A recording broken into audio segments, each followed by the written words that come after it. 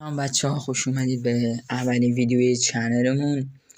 امروز اومدیم با 5 تا کاری که باید انجام بدید یا 5 تا کاری که نباید انجام بدید. 90% موفقیت یا شکست زندگی ما با عادت‌های کوچک روزانه بستگی داره. امروز میخوام بهت 10 عادت رو بگم. 5 تاشو زندگی تو میسازه و 5 تاش اگه ادامه بدی زندگی تو خراب میکنه. آماده ای؟ بریم سراغش. بخش اول، انجام بده. 1. ورزش روزانه. حتی 10 دقیقه در روز ورزش کردن انرژی و تمرکزت رو چند برابر میکنه. 2. مطالعه مستمر. هر روز حتی یه صفحه کتاب بخون. ذهن و دایره واژگانت رو رشد میکنه.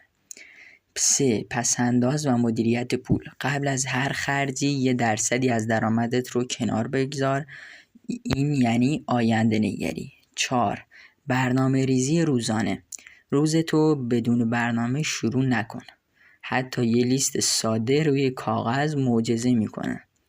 5. یادداشت برداری و بازبینی. ایده ها و تجربهات رو بنویس. مرورشون بعداً مسیرت رو روشن میکنه.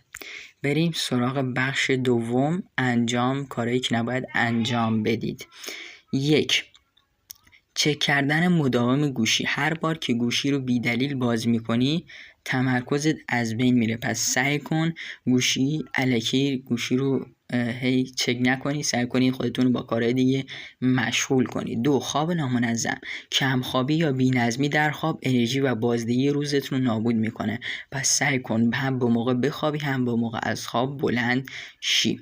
3. خرج‌های بی‌حساب. خریدهای لحظه‌ای و بی‌دلیل باعث میشه هیچ وقت پول جمع نکنی.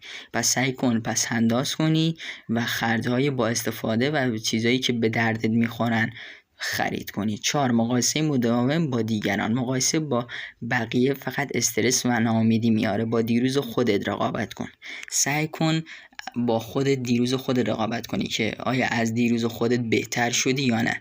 این از این کار برداری که اون از من بهتر یا نه. هر فردی متعلق به خودشه، یعنی هر فردی باید بهتر از دیروز خودش باشه، نه خودشو با دیگران مقایسه کنه، چون اون یک کسی دیگه ای، تو هم واسه خودت یک کسی دیگه ای. شماره 5. به تعویق انداختن کارها. تعلل کارهای کوچیک رو همین امروز انجام بده. فردا فقط فشار بیشتری بهت وارد میکنه. یعنی باید سعی کنی کارا تو همین الان انجام بدی. هر کاری داری برنامه‌ریزی کردی، کاری که داری باید همین امروز انجام بدی. هیچ چیزو برای روز فردا ننداز. یه برنامه‌ریزی مشخص و واضح داشته باش تو بتونی هم به کارات برسی، هم به بازیت برسی، هم به تفریحت برسی، هم به درآمدت برسی، هم به کارهای خودت برسی. پس سعی کن اینا رو به یاد داشته باشی. خب اینا 10 عادتی بودن که یا زندگی تو میسازن یا خراب میکنن. انتخاب با تو بیشتر کدوم سمت هستی؟ تو کامنت ها برام بنویس تا با هم بیشتر صحبت کنیم. اگه این ویدیو برات مفید بود لایک کن و برای دیدن رازهای بیشتر سابسکرایب یادت نره. یا علی.